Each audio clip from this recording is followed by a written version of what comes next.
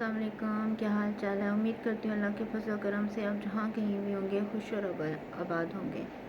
دعائیں کیا ہوتی ہیں؟ دعائیں وہ التجائیں ہوتی ہیں جو بندہ اپنے رب سے کرتا ہے، اور رب جب بھی یقین مانے بندہ اپنے رب سے وہ مانگتا ہے، التجائیں کرتا ہے، تو اللہ تعالیٰ بہت خوش ہوتا ہے اور وہ خوش ہو کے اپنے بندے کو نوازتا ہے۔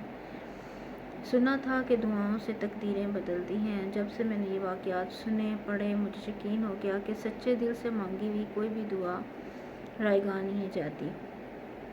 میں نے ایک واقعہ کسی سنا کہ ایک شخص تھا جس کی بہت معقول انکم تھی۔ اس نے کمیٹی ڈالی کہ وہ حج پہ جائے گا، اور حج پہ وہ جانے کے لیے گھر سے ہی اس نے کمیٹی ڈالی۔ جب اس کی کمیٹی نکلی تو حج پہ گیا۔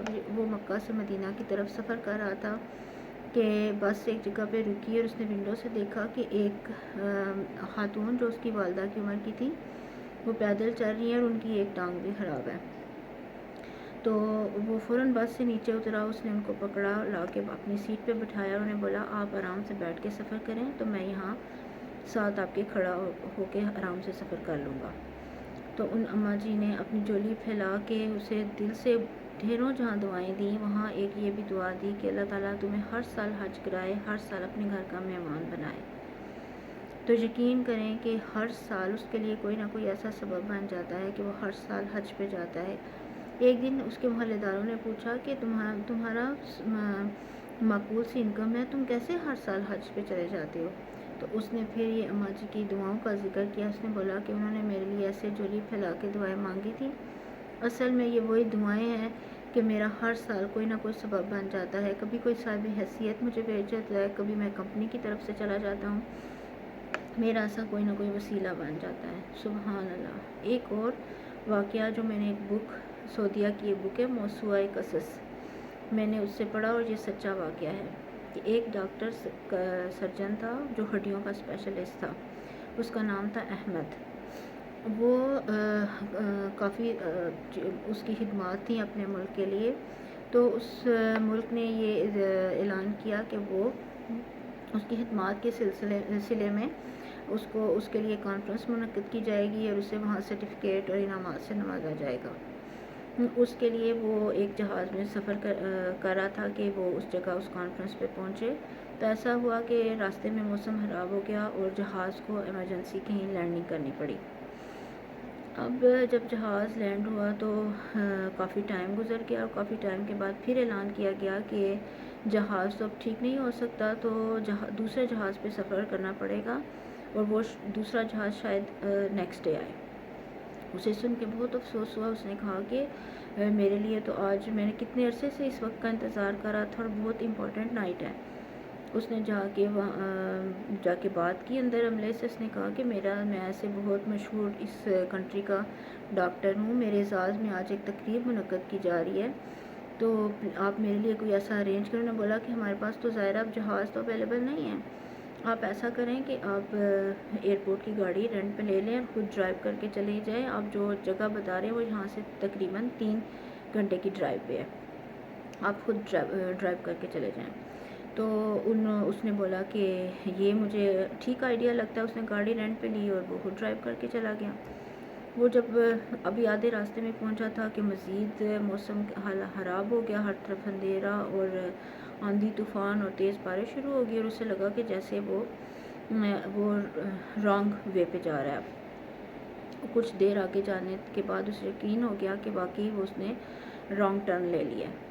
اس نے سوچا کہ اب آگے تو بہت زیادہ اندھیرا ہے، مجھے کچھ نظر نہیں آ رہا، بہتر ہے کہ ادھر پاس میں جو گاؤں ہے میں وہاں چلا جاؤں اور کچھ دیر کے لیے رک جاؤں۔ وہ اس گاؤں میں انٹر ہوا تو اسے ایک جھونپڑی سی ملی، اور کافی دیر سے وہ بھوکا بھی تھا، پیاسا تھا، اور ڈرائیو کر کر کے بھی اسے تھکاوٹ کا بھی احساس تھا۔ وہ اس جھونپڑی کے اندر گیا، اور اس نے بولا کہ اس نے دروازہ ناک کے اندر سے آواز آئی ایک کمزور بزرگ خاتون کے، انہیں بولا اندر آ جاؤ۔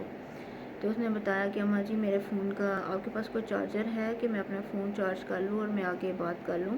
تو انہوں نے بولا کہ تم شاید نئے ہو اس شہر میں، اس گاؤں میں، تو تمہیں نہیں پتہ یہاں پہ نہ بجلی ہے اور نہ ہی کوئی اور سہولت یہاں پہ میسر ہے، تو نہ فون ہے کہ میں آپ کو اپنا فون دے سکوں تو آپ یوز کر سکو۔ تو اس نے کہا کہ اماں جی نے کہ کافی تم تھکے ہوئے لگ رہے ہو، بہتر ہے تم یہاں بیٹھو، میں تمہیں کھانا اور پانی شانی دیتی ہوں۔ اس نے ڈاکٹر نے وہ لیا اور پاس سے یہ ایک بچے کے رونے کی آواز آئی تو اماں جی اس بچے کو کافی چپ کرا رہی تھیں اور دعائیں دے رہی تھیں کہ اللہ کرے کوئی تمہارا سبب لگ جائے، میں تمہیں اس ڈاکٹر کے پاس لے کے جا سکوں جس کا سب نے بولا ہے۔ تو پھر ڈاکٹر نے پوچھا کہ کیا بات ہے اماں جی، آپ بچے کو کافی دعائیں دے رہی ہیں، کیا بچے کو کوئی تکلیف ہے؟ تو اماں جی نے بتایا کہ ہاں اس کا کافی عرصے سے میں علاج کروا رہی ہوں لیکن اس سے آرام نہیں آ رہا، لیکن مجھے کسی نے بتایا ہے کہ یہ ہڈیوں کا ایک اسپیشلسٹ ڈاکٹر ہے، اس کا نام ہے احمد، لیکن وہ بہت مشہور ڈاکٹر ہے، کافی ایکسپینسو ہے اور اس ٹائم کافی لینا کافی مشکل ہے۔ تو اس لیے میں اس لیے ڈرتی ہوں کہ میرا یہ بچہ یتیم ہے، اس کے ماں باپ فوت ہو چکے ہیں اور میں خود بھی بیمار رہتی ہوں، میں کم از کم اتنا ہو جائے کہ میں اس کا علاج کروا سکوں۔ وہ ڈاکٹر ویسے ہی اماں جی کی خدمت سے اور جو کھانا شانا انہوں نے کھلایا تھا کافی متاثر تھا اخلاق سے، اور اس نے جب یہ بات سنی اس نے پوچھا کہ اس ڈاکٹر کا نام کیا ہے، تو اماں جی نے بتایا کہ احمد، تو اس ڈاکٹر کی آنکھوں میں آنسو آ گئے۔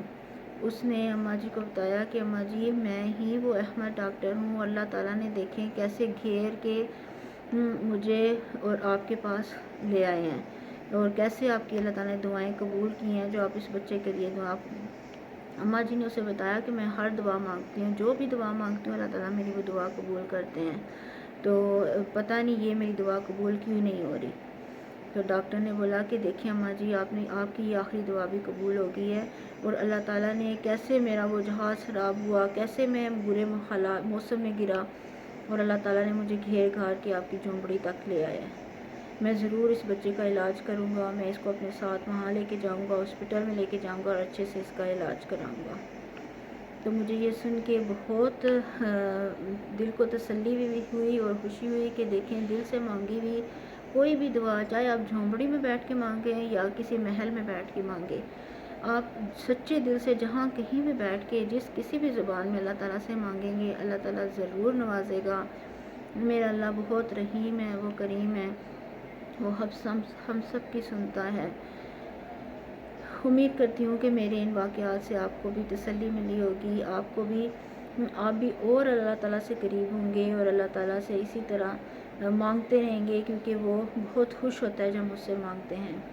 اپنا بہت سا خیال رکھیے گا، دعاؤں میں یاد رکھیے گا، انشاءاللہ پھر کسی اور ٹاپک پہ بات کریں گے۔